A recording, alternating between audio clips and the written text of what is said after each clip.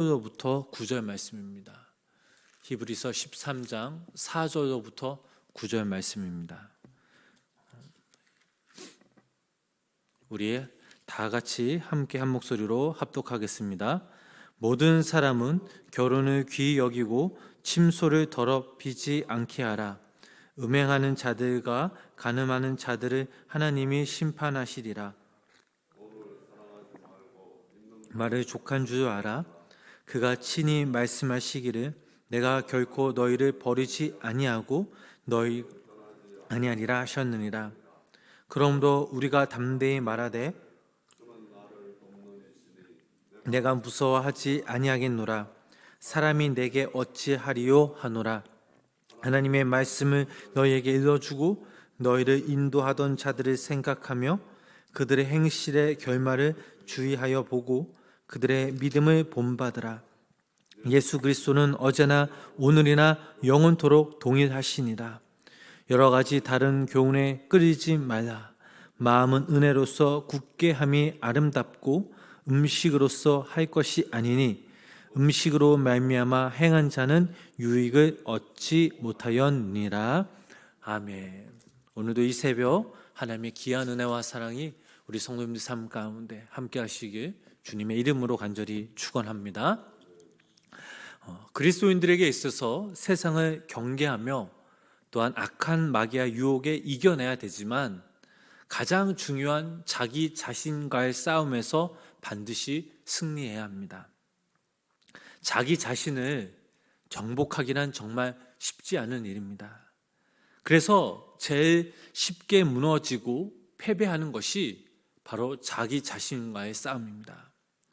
오늘 본문 말씀을 읽어보면 그리스도인인 우리가 자신과의 관계에서 무엇을 해야 하는지 두 가지로 요약하고 있습니다. 첫 번째로 도덕적 순결을 지키는 것이고 두 번째는 물질에서 자유하는 것입니다. 먼저 우리 본문 4절 말씀을 우리 다 같이 함께 합독하겠습니다.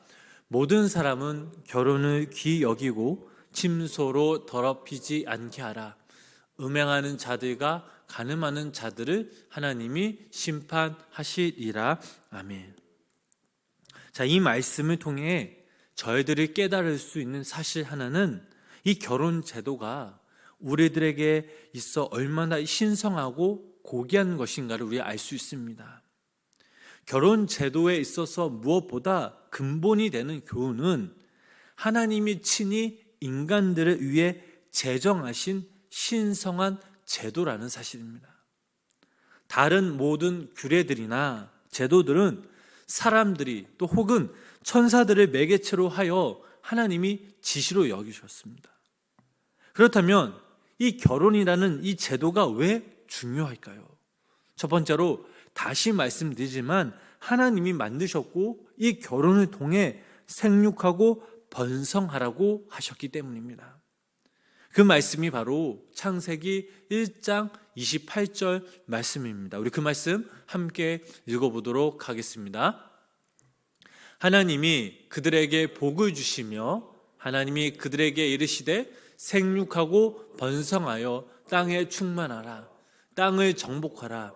바다의 물고기와 하늘의 새와 땅에 움직이는 모든 생물을 다스리라 하시니라. 아멘. 왜 하나님께서 이 결혼에 대해 권면하고 있습니까? 생육하고 번성하고 충만하기 위해서입니다. 이것을 통해 하나님께 영광 돌리는 것이 이 결혼의 고귀한 목적이며 하나님의 명령이셨습니다. 두 번째로 하나님은 혼자인 것을 좋아하지 않으셨습니다. 창세기 2장 18절 말씀을 보면 이런 말씀이 있습니다. 우리 그 말씀 함께 읽어보겠습니다. 여호와 하나님이 이르시되 사람이 혼자 사는 것이 좋지 아니하니 내가 그를 위하여 돕는 배필을 지으리라 하시니라. 아멘. 하나님은요, 사람이 홀로 외롭게 사는 것을 좋게 생각하지 않으셨습니다. 그래서 아담이 만들어지고 이어서 하와까지 만들어졌을 때에 비로소 하나님의 창조, 즉 사람의 창조는 완성되었던 것입니다. 그 다음 하나님께서 친히 이 결혼 제도를 선포하셨습니다. 따라서 결혼이라는 이 신성한 제도 안에서 서로 존중하고 서로 사랑하면서 거룩하게 온전한 그 연합을 이룰 때 하나님께서 기뻐하신다는 사실입니다.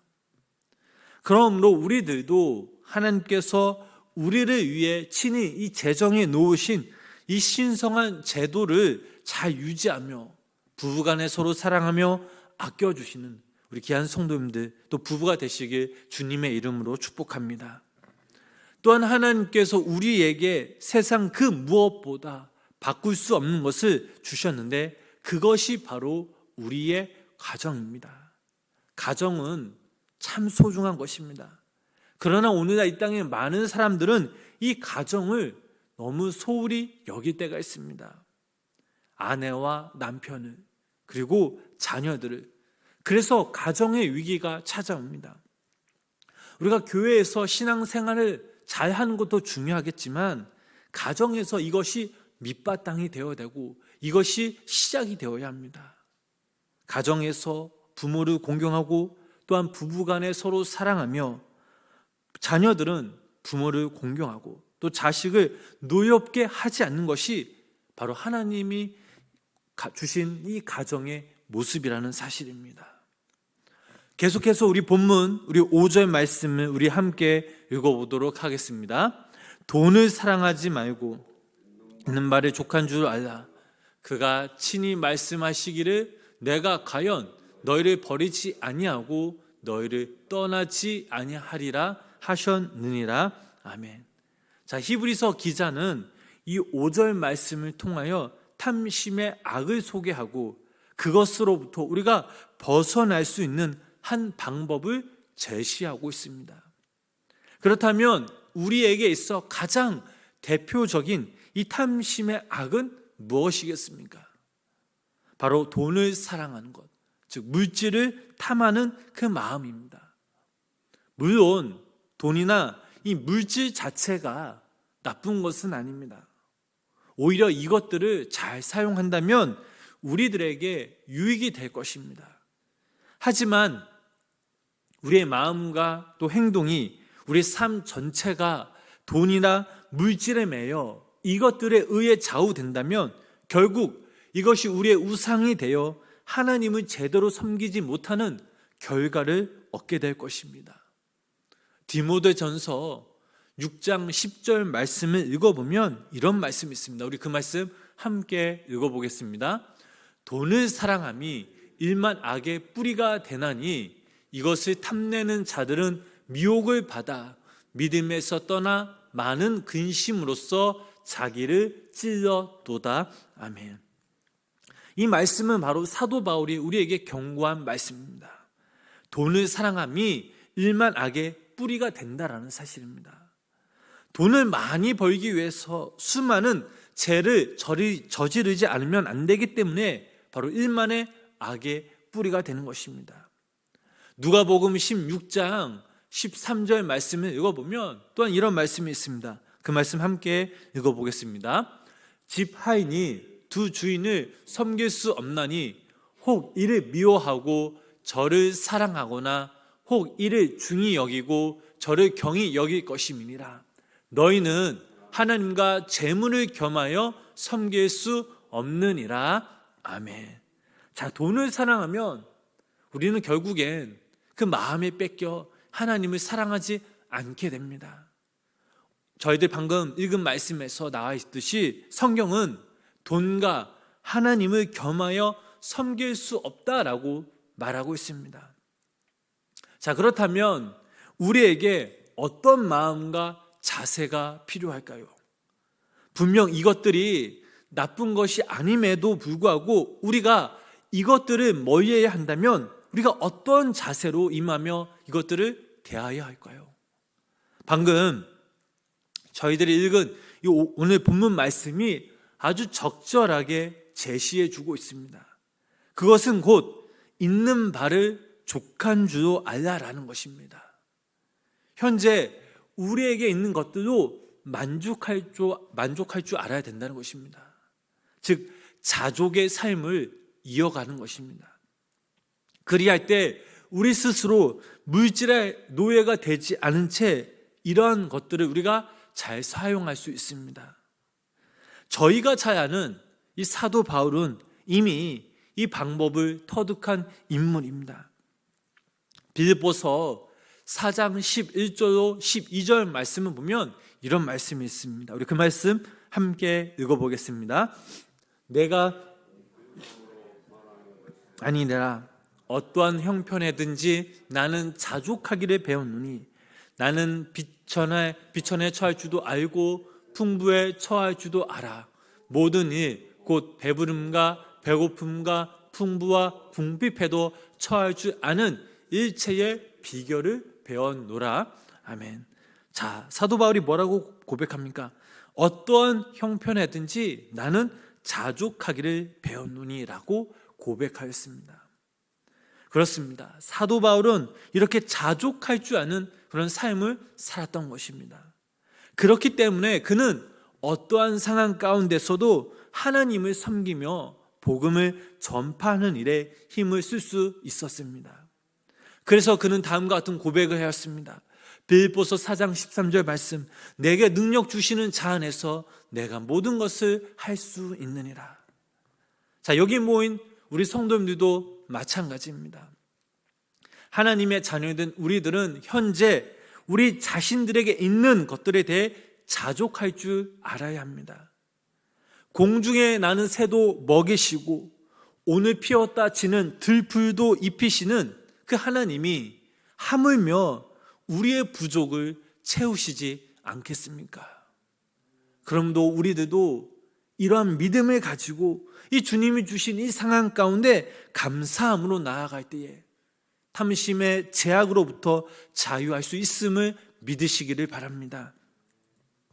사랑하는 성도 여러분, 하나님의 성도는 하나님이 요구하신 것들을 또한 지키며 실천해야 합니다. 그 이유는 간단합니다.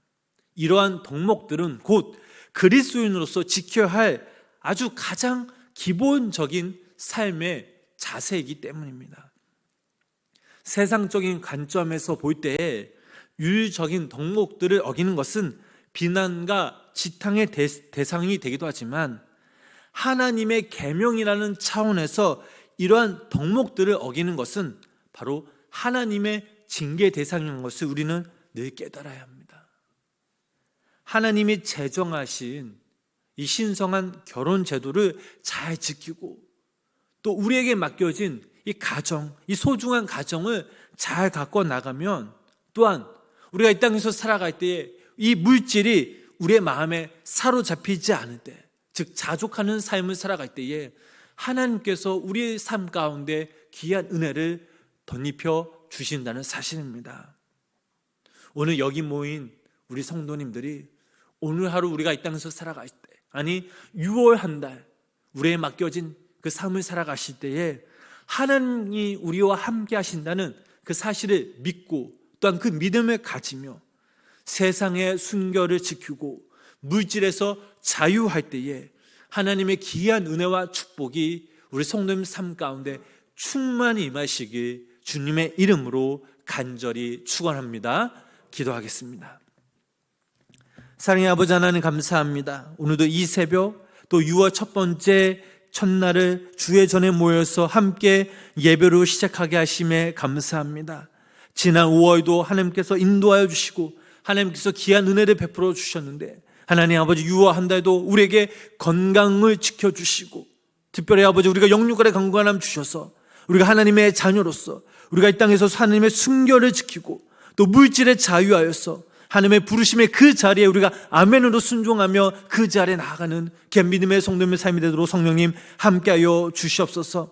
아버지 하나님, 우리가 이 한 달을 살아갈 때에 주님이 나와 함께 하신다는 그 사실을 우리가 믿고 그 믿음으로 말미암아 더욱더 주의 말씀을 지키며 또 우리의 삶을 통해 하나님의 귀한 열매들을 맺으며 살아갈 때에 하나님 6월 한 달 동안도 하나님 베푸신 그 은혜를 우리가 기대하면서 기도하면서 기다리는 주님의 귀한 복된 우리 믿음의 성도님 삶이 되도록 성령님 함께하여 주시옵소서. 또한 아버지 하나님, 오늘도 이 새벽 우리가 주의 전에 모여서 간절한 마음으로 함께 예배하며 함께 우리가 기도하며 주 앞에 나아갑니다.